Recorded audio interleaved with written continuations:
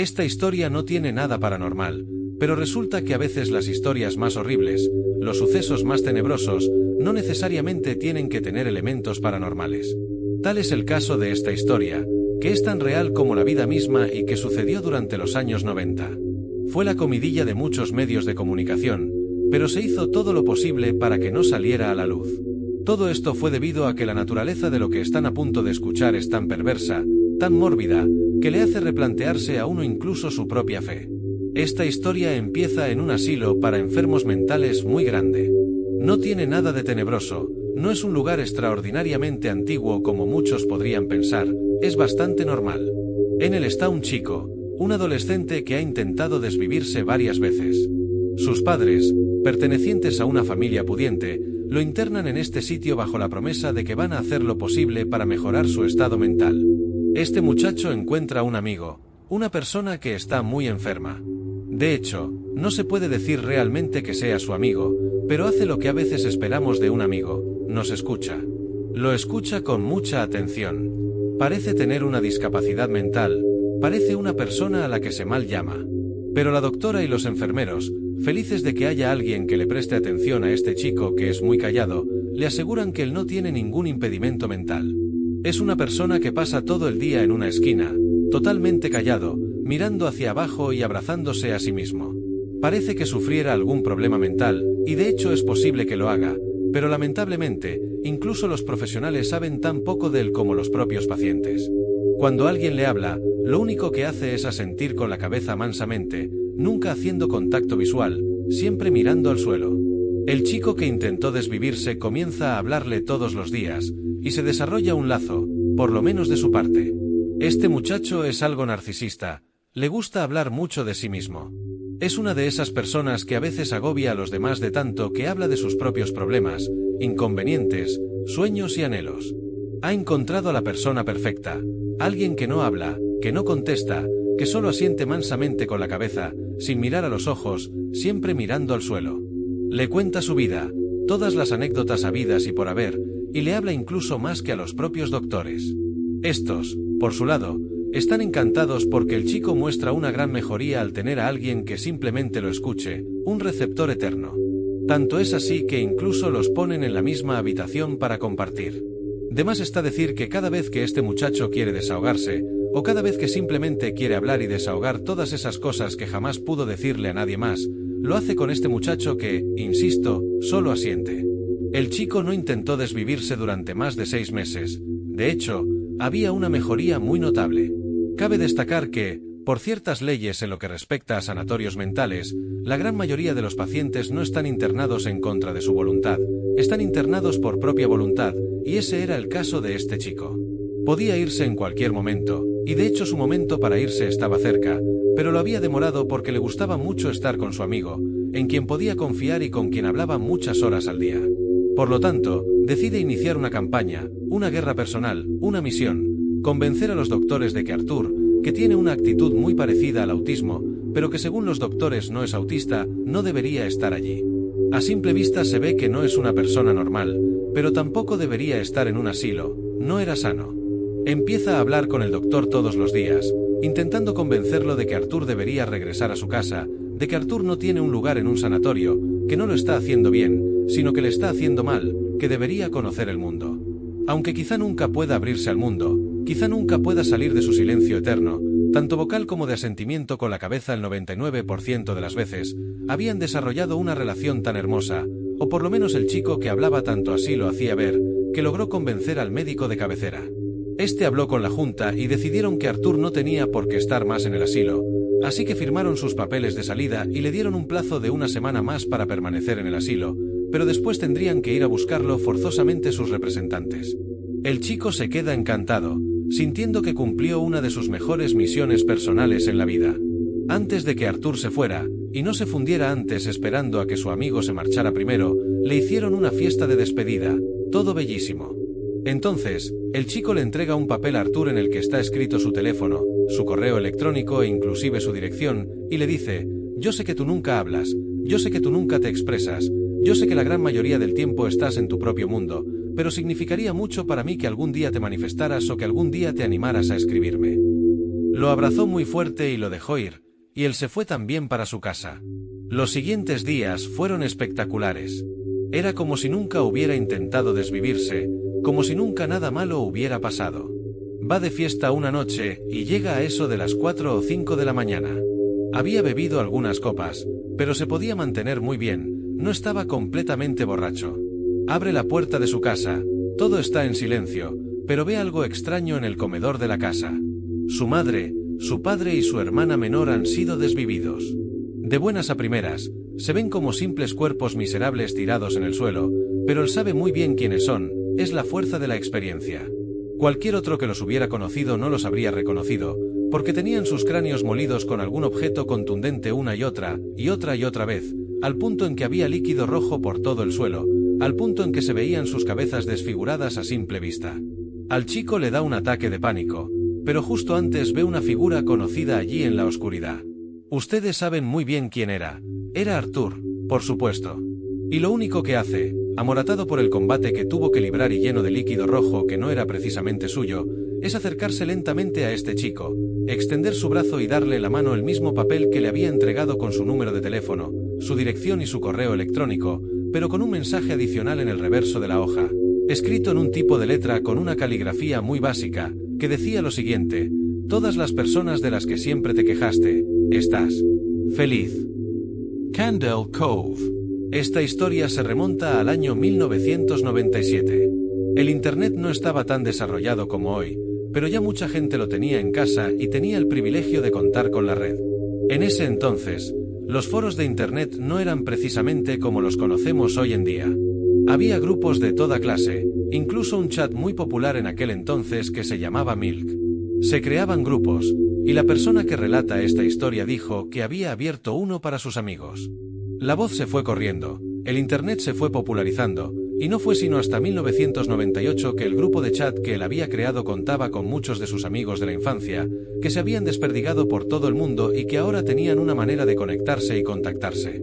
Acuérdense, no había Facebook en esa época, por lo tanto, era un modo bellísimo en que uno podía hablar con sus amigos y conocidos de la infancia para ver qué había sido de sus vidas, esos rostros del pasado de nuestros más tiernos años.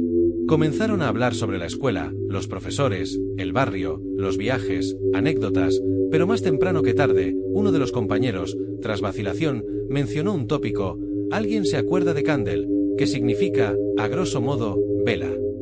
En la costa era un show infantil de marionetas que se transmitía en los años 70, o por lo menos así lo explica la persona que relata esta historia. No tardó en recibir réplicas de personas impresionadas al darse cuenta de que todos lo habían olvidado. Habían olvidado el viejo show de Candle Cove, ese programa tan extraño que se transmitió solamente en 8 episodios. ¡Guau! Lo felicitaron por su excelente memoria. Es verdad, Candle. Ya me acuerdo. ¿Ustedes nunca han sentido eso con viejos recuerdos? Bueno, ellos lo estaban sintiendo, y comenzaron a hablar, y ese simple tópico de recuerdo se hacía cada vez más largo porque rememoraban detalles del show. Primero, que era muy viejo. Ya establecimos que era del año 72, pero después una chica lo corrigió: no, era del año 71. La tecnología era muy básica, y los muñecos tenían formas muy mórbidas, muy aterrorizantes. Los hechos se desarrollaban en un barco que pertenecía al protagonista, que se llamaba Tello, o sea, hazme reír. Los personajes eran muy pintorescos, pero cada uno era más horrible que el otro, y los efectos especiales, por supuesto, pésimos. Se veían las cuerdas de los muñecos. Recuerdan que el barco de Hazme Reír tenía vida propia y unos ojos negros, y tenía un rostro que era nada menos que horrible y aterrorizante. De vez en cuando abría la boca y decía: métense dentro de mí, tienen que ir adentro, tienen que llegar profundo. A muchos no les hizo bien acordarse de eso. De hecho, uno de ellos habría tenido pesadillas esa noche. Dijo que había sido uno de los peores recuerdos de su infancia, no solo el barco en sí, sino todo el show. Había personas horribles, por ejemplo, uno que se llamaba el Capitán Arrancatiel, que tenía un garfio en su mano derecha y que siempre amenazaba a los otros personajes con cortarles la piel y hacer rodajas con el gancho, y empezar a desenroscarles la carne lentamente. Si ustedes saben algo de los shows viejos, de los años 70 e incluso los 80, la censura era mucho más relajada que ahora, no era más estricta, era mucho más suelta. Fue en los 90 que se puso muy estricta para proteger la mentalidad de los niños, pero en aquel entonces se podían hacer ese tipo de cosas en la televisión, y era verdad, pero incluso era demasiado morboso. Recordaban que con solo 8 episodios, cada uno se volvía más perturbador que el anterior. Cada vez había sonidos más extraños de fondo que no tenían nada que ver con la trama. De hecho, cada vez había menos trama. Los personajes a veces gritaban de la nada, o se comportaban de maneras erráticas, o incluso empezaban a desvivirse, no exactamente en pantalla, pero lo implicaban. Fulanito de tal se desvivió, el capitán Arrancatiel lo logró agarrar. El episodio final había sido simplemente un concierto de gritos, pero lo perturbador comienza cuando cada uno de los amigos de la infancia de este muchacho, que ya era un señor por supuesto, por lo menos en el momento en que cuenta esta historia, dijo que todos sus compañeros habían visto el mismo show, por lo menos todos los que estaban en el foro, y que todos habían quedado pensando porque se habían olvidado por completo de él, aunque no era muy extraño porque, vuelvo y repito, son solo 8 episodios. Pero lo que fue su fuente de pesadilla durante muchos años en la adultez fue el momento en que fue a visitar a su madre al geriátrico y se le ocurrió hablarle de ello. Ella le dijo, sí, yo me acuerdo que tú de niño me hablabas de ese show, era de piratas, ¿verdad? A mí siempre me impresionó muchísimo tu imaginación, le dijo la madre. Y este señor pregunta, ¿pero por qué? ¿Cómo que mi imaginación? Bueno, simple, porque tú te sentabas frente al televisor, ponías un canal altísimo en la mirilla, donde ya no existían, te sentabas frente al televisor a ver simplemente sonido blanco o las hormigas de los televisores viejos cuando uno enfocaba un canal que no existía, y te quedabas ahí por media hora viendo el vacío y tú te imaginabas que era un show. Quieren jugar un juego peligroso. Les voy a decir uno, pero no quiero problemas. No me hago responsable por nadie y quiero que estas palabras aquí ahora sirvan como testimonio de esta afirmación. No me hago responsable por absolutamente nadie. Cada quien está bajo su propia cuenta. Se supone que hay muchos juegos prohibidos, la Ouija es uno, pero la Ouija es una porquería. Es muy difícil que pase algo extraño jugándola. El juego de la copa es otro. Es simplemente el hijo bastardo de la Ouija, pero como dije antes, si ustedes se sienten valientes y creen que tienen las agallas para jugar con cosas que no deben jugar, yo les puedo recomendar un juego muy bueno. Se llama No mires atrás. Las cosas que necesitas son muy simples pero muy estrictas. Primero, una caja de fósforos. De esta caja de fósforos solo debes extraer 3, no más, es todo lo que vas a necesitar. Por supuesto, necesitas la caja para encender estos fósforos. Estos 3 fósforos, necesitas una hoja de papel y un bolígrafo. Finalmente, lo más importante, necesitas estar completamente solo en tu casa. No te puede ayudar un amigo, no te puede ayudar ningún familiar, tienes que ser tú y solamente tú. Además, tienes que disponer de un espacio, no puede ser un cuarto nada más, tiene que ser toda la casa. Lo vas a entender más adelante. Tienes que elegir un cuarto, preferiblemente que no tenga ventanas. Si en tu casa no hay ningún cuarto que no tenga ventanas, tienes que asegurarte de cerrarla muy bien y de taparla lo mejor que puedas. Lo que se quiere conseguir es que tengas oscuridad total, hasta el punto en que ni siquiera puedas ver tu propia nariz. Una vez que hayas conseguido esto, hay un último requisito, tienes que hacerlo después de la medianoche. No porque la hora juegue un papel fundamental, sino porque tiene que haber quietud absoluta. Enciende la luz del cuarto seleccionado para este experimento. Todo el resto de la casa debe estar a oscuras. Debes apagar tu celular, debes apagar cualquier radio que tengas encendida, incluso la computadora. Cualquier cosa que haga un mínimo zumbido debe estar completamente desconectada. Una vez que estés en este cuarto, el único iluminado, tienes que quedarte unos 10 minutos de pie en silencio. Esto es simplemente una preparación para que puedas absorber la mayor cantidad de concentración posible, para que tu mente se distienda y se relaje. Aunque te advierto que tu mente no va a estar relajada por mucho más tiempo después de lo que sucede más adelante. Pero por ahora, quédate 10 minutos tranquilo, respirando hondo. Una vez que hayas hecho esto, agarra la hoja de papel y el bolígrafo y escribe varias invitaciones por cuantos cuartos haya en tu casa. Si en tu casa hay 3 o 4 cuartos, entonces tú rompes este papel en 3 o 4 partes, sin contar la habitación en la que estás parado ahora mismo. En estos trozos de papel debes escribir: yo, espacio, tu nombre, los invito a una fiesta cordialmente. Me gustaría mucho que asistieran. Va a ser de tal hora, escribes la hora, a tal hora. Te aconsejo que solo pongas un límite de tiempo de pocos minutos. No cometas el grave error de decir que la fiesta durará hasta las 6 de la mañana, porque créeme, te vas a arrepentir. Haz que dure 5 minutos, o si te sientes muy osado, 10 o 15, o como mucho 20 minutos, pero es difícil que lo soportes. Agarra estos trozos de papel, sal de la habitación iluminada, no enciendas ninguna otra luz. Debes estar a oscuras en tu casa. Bajo la puerta de cada cuarto vas a tirar un papelito que en este momento ya no es más un papelito, es una invitación. Una vez que hayas hecho esto, vuelve al cuarto. Quédate unos cuantos minutos en silencio, grita, son todos bienvenidos a la fiesta, y apaga la luz. Cuando la luz esté apagada, coge la caja de fósforos, los 3 fósforos, y ponte en una esquina del cuarto encarando a una pared. Va a estar todo completamente oscuro, así que trata de no golpearte. Después de unos 5 minutos ahí en silencio, en la oscuridad total, vas a entender un poco.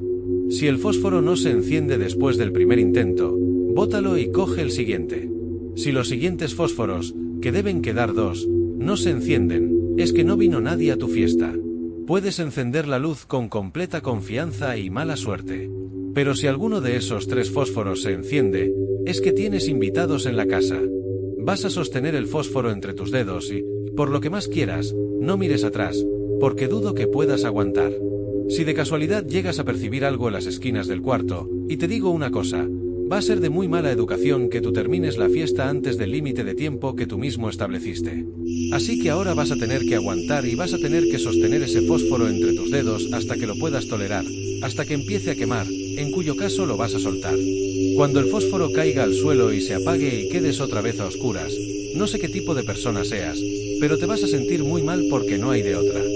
Simplemente vas a saber que alguien más está en ese cuarto contigo.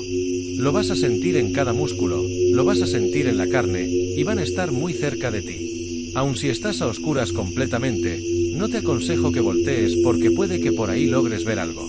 Quédate en silencio frente a la pared el mayor tiempo que puedas, o por lo menos hasta que tú sepas muy bien que el plazo que tú pusiste para la fiesta se haya acabado. Si haces todo bien, si respetas las instrucciones, tus invitados no tienen por qué ser hostiles. De hecho, algunas de las poquísimas personas que han hecho esto reportan que escucharon una voz muy tenue y muy suave tras ellos que les dijo, gracias, y finalmente ellos mismos lograron sentir que los invitados se marcharon. Cuando esto ocurra, o cuando tú finalmente sepas que la fiesta acabó, date vuelta con confianza y enciende las luces. Habrá sido una experiencia aterradora. Y te cuento una cosa, todas esas personas que no pudieron aguantar y que tuvieron que voltear y encender las luces no quisieron hablar nunca más de lo que sucedió, pero el terror que sufrieron no fue tan grande, no porque los hayan atacado principalmente, sino por lo que alcanzaron a ver que los marcó de por vida.